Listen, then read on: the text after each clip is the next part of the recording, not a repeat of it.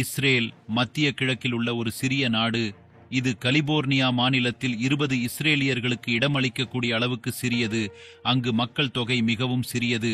கும்பமேளாவின் போது திரிவேணி சங்கமத்தில் 2 மணி நேரத்தில் 5 மடங்கு அதிகமான மக்கள் குளிக்கிறார்கள். இஸ்ரேல் இராணுவம் காசாவில் பேரழிவை ஏற்படுத்தியுள்ளது. ஆனால் 57 அரபு நாடுகளில் பெரும்பாலானவை இன்னும் வாய்க்குள் பூட்டப்பட்டுள்ளன. அதே நேரத்தில் உலகின் பல பெரிய நாடுகளும் மத்திய கிழக்கில் நடக்கும் இந்த பெரும் போரை ஒரு மௌன பார்வையாளராக பார்த்து கொண்டிருக்கின்றன. ஆனால் அவர்கள் இஸ்ரேலுக்கு எதிராக குரல் எழுப்பவில்லை. ஆனால் உலகெங்கிலும் உள்ள தொழில்நுட்பத்தையும் பொருளாதாரத்தையும் இஸ்ரேல் கட்டுப்படுத்துகிறது என்று ஏன் கூறப்படுகிறது? இஸ்ரேலின் உளவுத்துறை மற்றும் இராணுவ சக்தி எவ்வளவு வலிமையானது? ஏன் இஸ்ரேல் உலகம் முழுவதும் ஆதிக்கம் செலுத்துகிறது? நாங்கள் ரகசியங்களை அவிழ்ப்போம். ஆனால் அதற்கு முன் தயவு செய்து வீடியோ போன்ற சேனலுக்கு குழு சேரவும். காணியில் தனது சுதந்திர நாட்டிற்கான பல ஆண்டுகால போராட்டமாக இருந்தாலும் சரி, 2ஆம் உலகப் போரின் போது ஐரோப்பிய யூதர்கள் மீது ஹிட்லரின் அட்டூழியங்களாக இருந்தாலும் சரி, அவர் கடந்த காலங்களில் நிறைய வலிகளை எதிர்கொண்டார். எங்கள் ஆவி வேலை செய்தாலும் யூதர்கள் முயற்சியை கைவிடவில்லை. மாறாக தங்களை மேலும் பலப்படுத்திக் கொண்டார்கள். பாலஸ்தீனத்தில் பிரிட்டிஷ் ஆட்சியின் போதும் கூட அவர்கள் தங்கள் இஸ்ரேலும் ஒரு இராணுவத்தை உருவாக்கி மே 14, 1948 அன்று சுதந்திரம் பெற்றது. இப்போது இஸ்ரேலுக்கு ஏற்கனவே ஒரு இராணுவம் இருந்தது. எனவே அவர்கள் முதலில் தங்கள் உளவு நிறுவனமான மொசாத்தை புதியதாக வைத்தனர். இது அடுத்த 10 ஆண்டுகளுக்கு அடர்த்தியான இருளில் தொடர்ந்து வேலை செய்தது. ஆனால் பின்னர் 1960 ஆண்டு வந்தது. மில்லியன் கணக்கான யூதர்களை கொன்ற ஹிட்லரின் நாஜி கட்சியின் மிகவும் இரக்கமற்ற தலைவரான ஆடால்ஃப் அர்ஜென்டினாவில் மறைந்திருப்பதாக மொசாத் செய்தி பெற்றார். மொசாட் ஏஜெண்டுகள் அர்ஜென்டினாவுக்கு வந்தபோது அவர்கள் பல நாட்கள் ஐக்மேன் மீது ஒரு கண் வைத்திருந்தனர். அவருக்கு வாய்ப்பு கிடைத்தவுடன் அடால்ஃப் காரை அர்ஜென்டினா அரசாங்கத்தின் மூக்கின் கீழ் இஸ்ரேலுக்கு கொண்டு வந்தனர். அங்கு அவர் தூக்கிலிடப்பட்டார். இங்கிருந்து உலகின் மிகவும் தந்திரமான மற்றும் கொடிய உளவு நிறுவனமான மொசாத்தின் பயம் பிறந்தது. 12 ஆண்டுகளுக்கு பிறகு ஜெர்மனியில் ஒரு சம்பவம் நடந்தது. அது முழு உலகத்தின் ஆன்மாவையும் உலுக்கியது.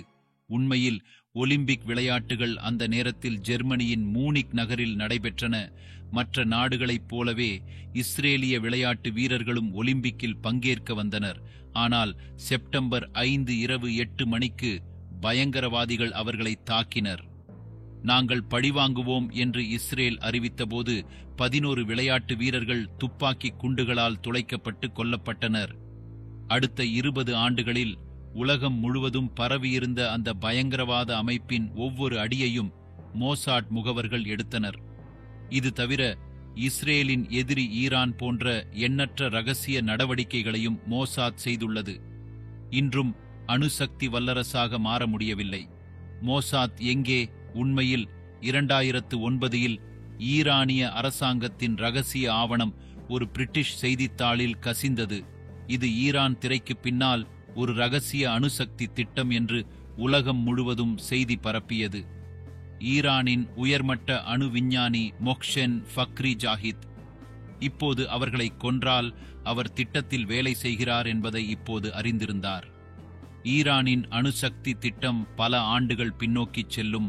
அதனால்தான் மொசாட்டின் முகவர்கள் அடுத்த 10 ஆண்டுகளுக்கு மொஹ்சின் ஃபக்ர்சாதேவை கொல்ல முயற்சித்தனர். ஆனால் ஈரான் அவரது பாதுகாப்பை இறுக்கியது.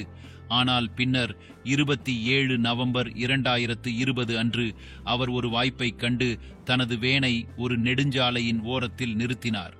அதில் ஒரு இயந்திர துப்பாக்கி இருந்தது. ஆனால் அதை இயக்க யாரும் இல்லை. மொஹ்சின் ஃபக்ரி சேட் அந்த நெடுஞ்சாலையை கடந்து சென்றபோது மொசாத் முகவர்கள் ஆயிரக்கணக்கான கிலோமீட்டர் தொலைவில் உள்ள தங்கள் தலைமையகத்தில் அமர்ந்து அந்த துப்பாக்கியிலிருந்து 13 தோட்டாக்களை சுட்டு மொஹ்சின் கொல்லப்பட்டனர்.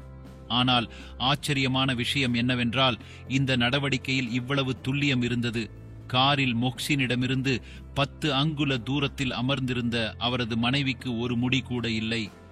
மேலும் மொஹ்சினின் பாதுகாப்பு தடையை அடைந்தபோது அது தானாகவே வெடித்தது. இதன் காரணமாக அவருக்கு மொசாத்திற்கு எதிராக ஒரு ஆதாரம் கூட கிடைக்கவில்லை.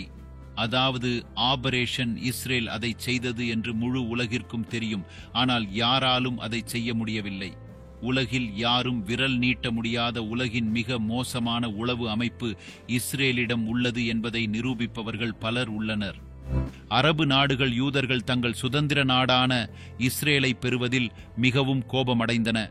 எனவே அதே ஆண்டில் அரபு இஸ்ரேல் போர் தொடங்கியது. இந்த 6 மாத போரில் இஸ்ரேல் வென்றது. அதன் பிறகு பல சிறிய மற்றும் பெரிய போர்கள் இருந்தன. ஆனால் வரலாற்றாசிரியர்களை இன்னும் சிந்திக்க வைக்கும் போர் 1967 இன் 6 நாள் போர். இதில் எகிப்து, ஜோர்டான் மற்றும் சிரியா போன்ற அரபு நாடுகள் இஸ்ரேலுக்கு எதிராக போர் அறிவித்தன. இதில் Iraq, Saudi Arabia, Kuwait, Algeria போன்ற அரபு நாடுகளும் கூட சுதந்திரமடைந்து 21 ஆண்டுகளாகிவிட்ட நிலையில் இஸ்ரேல் என்ற ஒற்றை நாடுக்கு முன்னால் நின்று உதவின.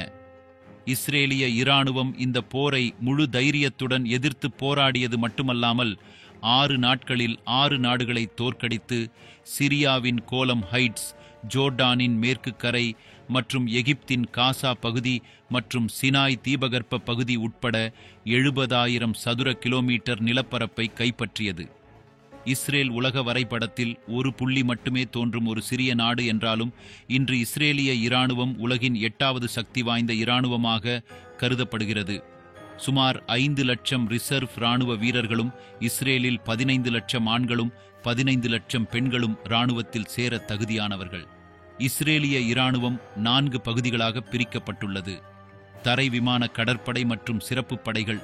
இதில் சிறப்பு படைகளில் இதுபோன்ற பல துருப்புக்கள் உள்ளன. அவை மரணத்திற்கு பயப்படுவதில்லை. மேலும் இந்த கமாண்டோக்களுக்கு ஒரு பணி கிடைக்கும் போதெல்லாம் அது அகற்றப்படுகிறது. எல்லையில் போராக இருந்தாலும் சரி அல்லது வீட்டிற்குள் நுழைந்து எதிரியை கொல்வதாக இருந்தாலும் சரி, இஸ்ரேல் பாதுகாப்பு படையிடம் உலகின் மிக மேம்பட்ட தொழில்நுட்ப ஆயுதங்கள் உள்ளன. ஆம், பாதுகாப்புக்காக பில்லியன் கணக்கான ரூபாய்களை செலவிடும் அமெரிக்காவை விட மேம்பட்டது. அவர்களின் நில சக்தி 2200 டாங்கிகள் மற்றும் 530 பீரங்கிகளை கொண்டுள்ளது.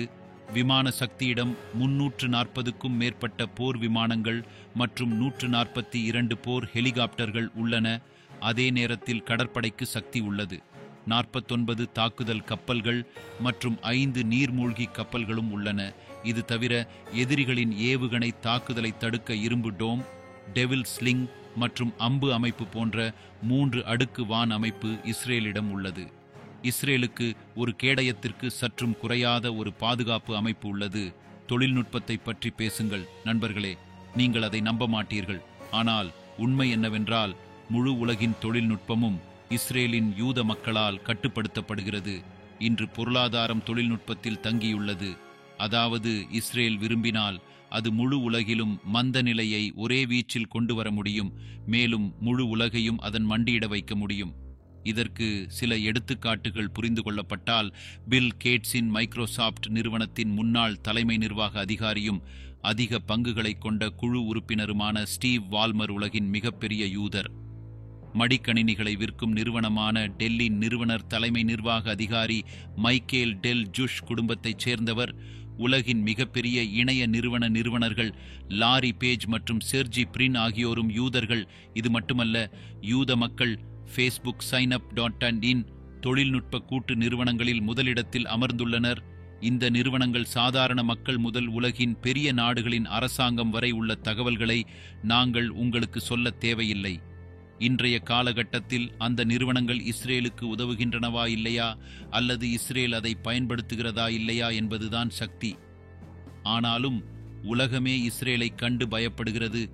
எனவே நண்பர்களே, இராணுவ புலனாய்வு அல்லது தொழில்நுட்பத்தில் இஸ்ரேலின் எந்த சக்திக்கு முழு உலகையும் அசைக்கும் சக்தி உள்ளது என்பது பற்றி உங்கள் கருத்தை சொல்லுங்கள். உங்களுக்கு வீடியோ பிடித்திருந்தால் லைக், ஷேர் செய்து 5100 லைக்குகள் என்ற இலக்கை அடைய எங்களுக்கு உதவுங்கள். இதே போன்ற சுவாரஸ்யமான வீடியோக்களுக்கு எங்கள் சேனலுக்கு சப்ஸ்கிரைப் செய்யுங்கள். ஜெய் ஹிந்த், ஜெய் இந்தியா.